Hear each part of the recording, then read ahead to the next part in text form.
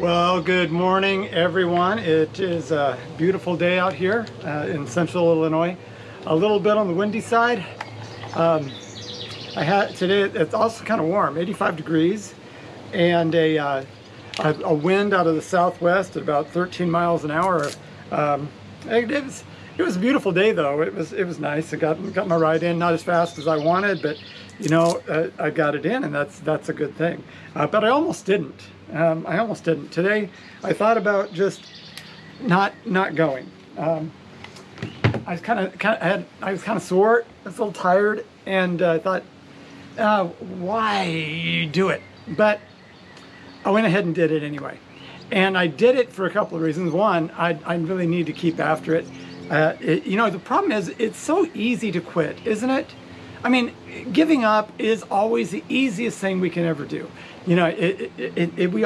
Failure comes when we stop. And, we always want to succeed. But the key to success is not the success itself. It is the doing to achieve the success. It's the daily grind. It's making it happen. It's getting out there and giving it your effort. But some days you really don't feel like it. And this was one of those days. I really didn't feel like it. So I wanted to kind of reflect upon that and talk to you about that. Why didn't I want to go? Well, I'll tell you one reason. It was hot today. 85 degrees is pretty warm. I got a little bit of humidity, and I just didn't feel like I wanted to get out into all that. But the other thing is halfway, I do a 15-mile bike ride, and exactly at the halfway point, I have my most challenging spot. Now, Illinois isn't known for a lot of hills, so a lot of my ride is basically just flat. But there is one particular area, and it's at the halfway mark, where I go down a pretty steep ravine, and going down is fine, but it's the coming up. And I dread that coming up. When I get to the top of that, I'm pretty winded, and I'm tired, and I'm sore, and that's the halfway point. And I'm not even done. I've got more ravines to go through and more challenges ahead, but that halfway point is always on my mind. And so I was dwelling on that this morning, and I thought, but I still need to do it. So how do you keep going? Because there's things you want to do in life. At least there's things I want to do in life. Some of those are relational. I want to have an amazing marriage with my wife. I want to have an amazing relationship with my children.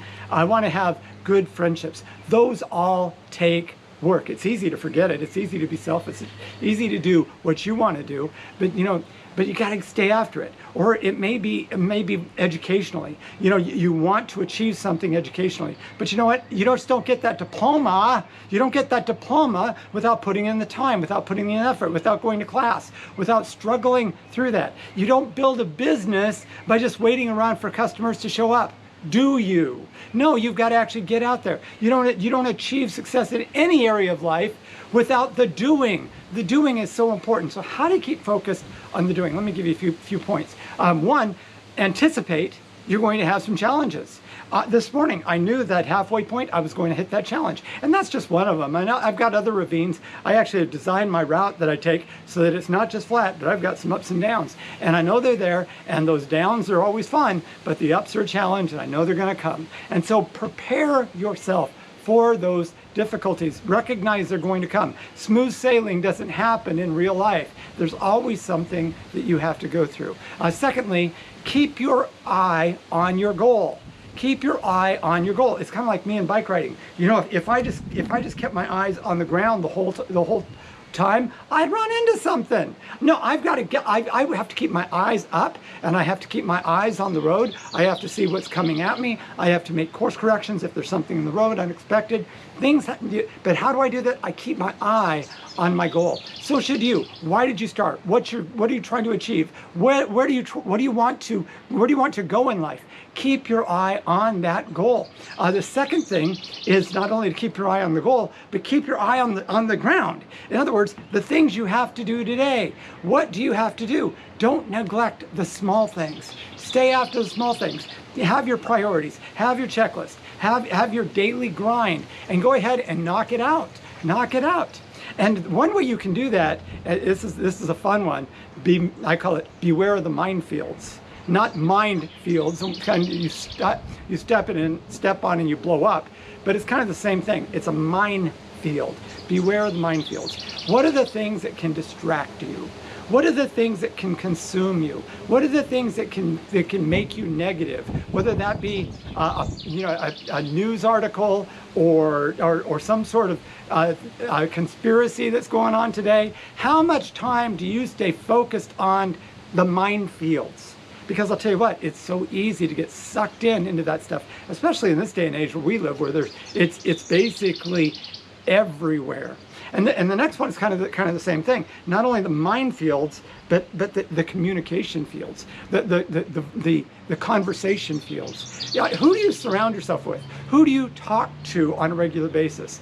Are they people who lift you up, who encourage you, who inspire you, or are they people that tear you down or get you distracted? It's not just the stuff on social media. It's not just the websites or the newspapers or the magazines or the books that you might read or the videos that you might watch or the computer games that steal all your time.